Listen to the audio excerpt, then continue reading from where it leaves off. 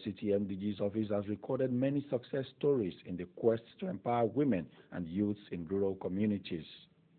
MDG supported agents from mass education to empower youth and women in FCT as a whole in the 6 area councils.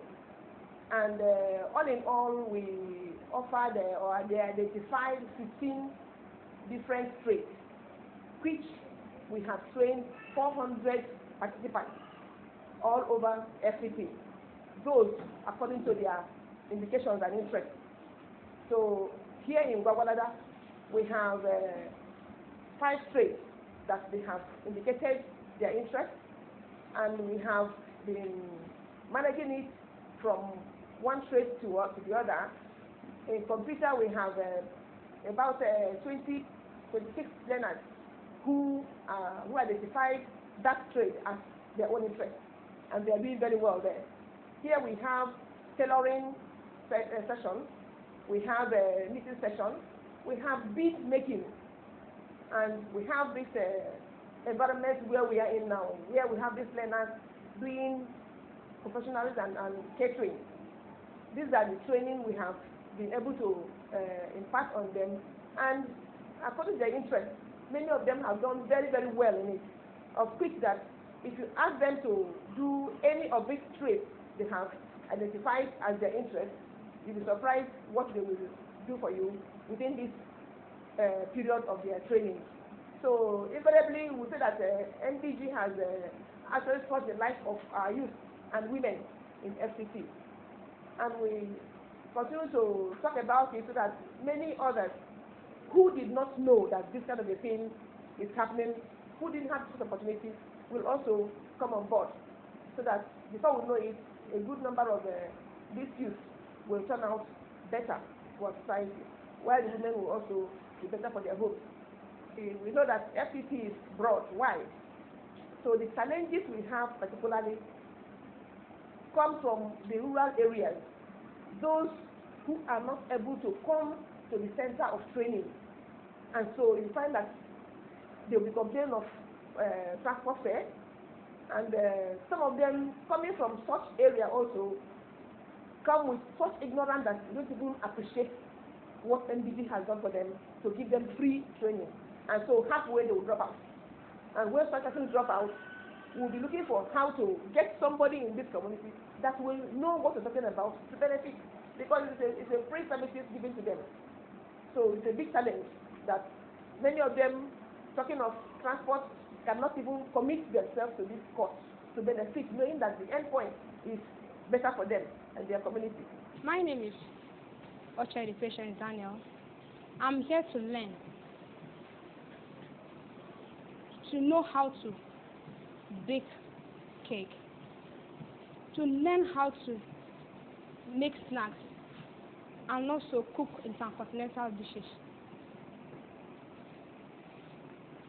But I thank God that all these have been taught by my teachers. The cake is made up of flour, sugar, egg, butter, icing sugar. And I decorated the cake, and this type of decoration, this type of icing is called royal icing. And I decided to write down the name of my school, which is VTC, known as Vocational Training Center.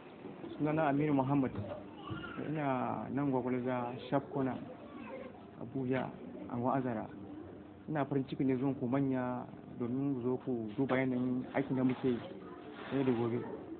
A zahirin gaskiya wannan aiki da muke kyauta muke shi ba na kuɗi bane ko na abin da zamu yi. Abin da yake ba da shawara ga 'yan uwana mata da maza, dan Allah dage a zo akwai sana'a domin barki kanmu gaba daya saboda taimake mu gaba daya. Kuma wannan farin ciki da kuma nuna godiya ga masu koya mana sana'an nan, kuma Allah ya saka musu zahiri. 27-year-old Zephaniah Dogo is a farmer in Zango community in Kuje Area Council.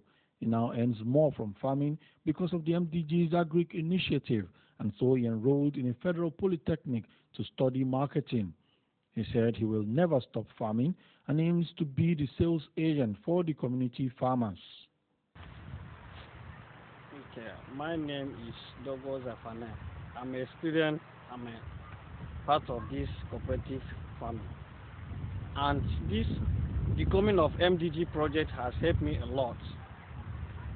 During the time that I used to farm as a peasant farmer, I do have small harvest, but the coming of this MDG, I have yield a boundless harvest, and it has helped me in order to further my education.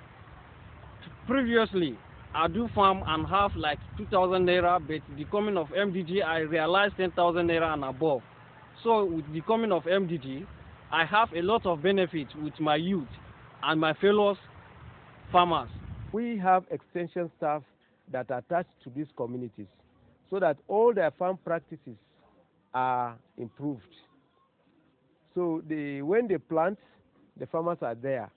So even the spacing and the number of seed per hill are controlled by the extension staff so that they will have the maximum or at least maybe, can I say, at least reasonable population, plant population per unit area. And that entails also the output that is expected from a given area. So the extension staff who were also trained and who have been on the field, they guided the farmers. And also, some of them, they never knew that using herbicide will reduce the drudgery involved in agriculture. So we gave them free herbicide so that maize now, you can plant maize. After planting, you don't carry a hoe to the farm again. The only thing is after you apply a pre-emergence herbicide, when the weeds begin to emerge again, and that should have about 6 to 7 weeks of your planting, the only thing is to use a post-emergence herbicide again to control, and that is all. And you harvest your maize without going back to your hoe. So that reduces drudgery in agriculture, and that's also because we are dealing mainly with majorly with youth and women. That also has indicated some interest of the youth to come into the trend of the agriculture. Because some of them, when we started, I said some of them are farming, who will go to farm? But at least they are now seeing some interest in the entire project. And there are some communities that actually our interaction with them show that even on their own individual farms, there was an improvement during the rainy season because they were copying what we're showing them on their community farms to their own private farms. Like we gave them knapsack sprayers, which they used to apply the chemical. So when they saw those chemicals now, some of them who had the ability, some of them bought the chemicals and went and used on their own farm. That reduced some of the levels they used to input on their own farm. So actually that thing has been, so that alone could sustain some of those things they've learned from us. This initiative has reached over 1,000 people in the rural communities, and the FCT administration is determined to reach more people before the year runs out. The report we have so far received on repayments, it has been 100%. So it's not even about faith. I remember when we went to one of the communities in Kwale Area Council,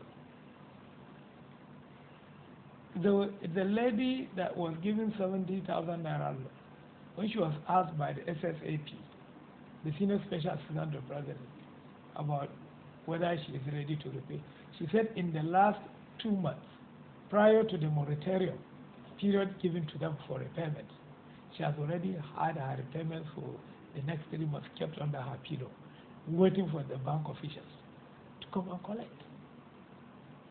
So this gives the joy. And there's never there's never a time that any of the four microfinance banks have come to tell us that this group of people have refused to repay their loans after 20.